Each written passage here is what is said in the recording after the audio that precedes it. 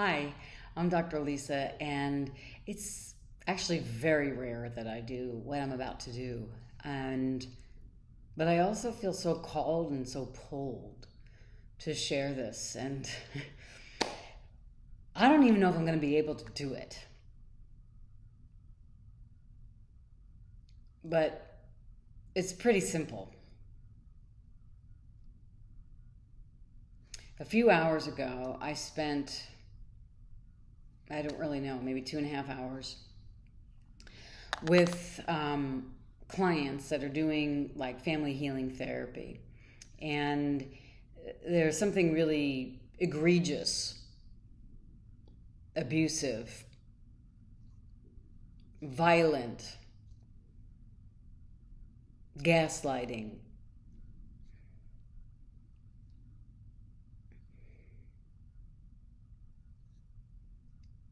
just so manipulative that occurred in this family system from, let's just say, a vendor or someone who was part of the family, so to speak. And there was a lot of lies and betrayals in the system, and everybody was affected. And as it is, that's what happens in these situations. But what I want to talk to you about today is hope and the miracle of that. And I really think it's a miracle that any of us who go through anything traumatizing, debilitating, depression, anxiety, doesn't even have to be egregious traumas, but anything that runs the gamut, that breaks your heart, that betrays you, that feels really, really crappy and brings tears to your eyes and puts wedges between family members. Like, that stuff is so insidious and it's so damaging. But what I witnessed today and was sacredly privileged to be the mediator on was a mother and a daughter coming together and sharing with each other, getting to know each other, and sharing their angers and desires and shames and judgment, and it all being out there, not pretty or glamorous, but not abusive or mean or violent, just like real and raw. And at one point, the mom just got so empowered. It was like the light of healing came right through her. I don't even know how to explain it. And she just said everything spot on to her daughter. And I watched her daughter melt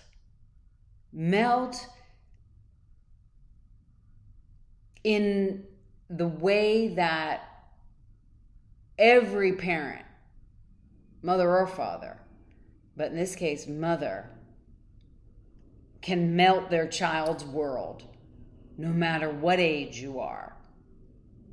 And this child is not a child anymore, but, with our mothers and fathers, we're always their children, no matter how old we are. And I watched this mom stand up and choose her daughter, and choose genuinity, and choose truth, and choose, I am not letting you go. I'm not letting betrayals happen. I'm not letting lies be a part of our life. And no matter what, however, and whatever I need to do essentially to nurture a real connection with you, I will do.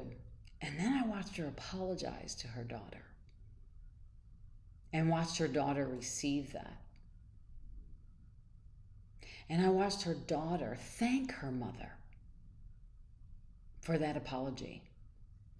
And I witnessed the miracle of that. And I wish I could tell people to pause. I don't really wish this. Pause in the moment of their sessions and do capture it in the moment. Because therapy or personal growth or self-empowerment can have such a negative connotation to it, like we're just going over things, and rubbing the nub and just, we'll never get over it. No, I haven't done this, what I'm doing, for 30 years to never get over it. I do it so that we never have to talk about it again.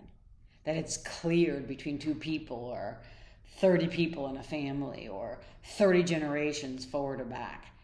The goal that I've always aspired to be in the position I'm in is that you never have to go there again. Once it's said, once it's done, once the emotions are processed, it's processed, it's done. Yes, there might be another layer at a later time. That's okay. But those are moments. And each moment is a post-traumatic growth moment. Instead of post-traumatic stress disorder, it's a post-traumatic growth moment. And that's what I got to witness today. And I literally told him at the end of the session, I meant it from my heart, and I was actually tearing up and crying, and that doesn't happen to me that often. But when there's real stuff to it, in that moment like this was, I had chills and everything. And it healed a part of me too. I remember sometimes that my mother has apologized to me, and I really received it. I also heard some things that I would have loved for, let's say, my mother to get, but it wasn't her path to get it. But I heard it today, and it freed me and my mother. And it freed them and each other. And then at the end of the session, the dad comes in, and he's like, I'm ready. You tell me the date, and we'll do our session. And this was gold. And I told them at the end of the session, I said, if I retired after this session, I would be very happy with the work that I just did and got to witness. So thank you. It was brilliant. So I say this because I think there's a lot of misconceptions about personal work and therapy, and why do you have to talk things over and things like that. But I also, and especially when it comes to abuse and trauma, and I say, well, with abuse and trauma, you got to talk about it, because there's so many different layers. But anything you got to talk about, anything that you feel should be felt. Doesn't mean you need to stay in it. It doesn't mean you need to let it run your life, but honor it, lean in. And if you want to go talk to somebody about it, it doesn't mean you're weak or you failed or you couldn't handle it yourself.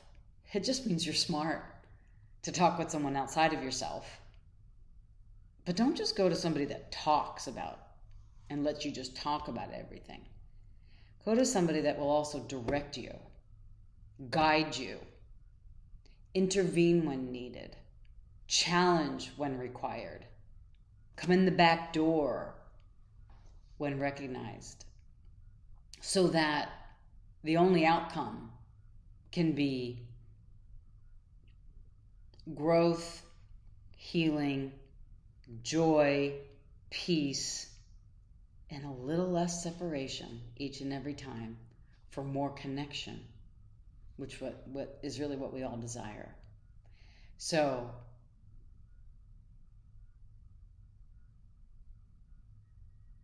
I am so grateful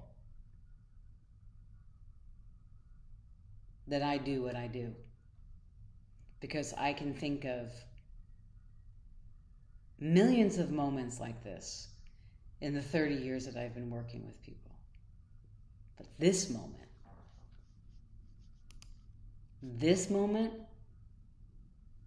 I'll never forget it. Thank you.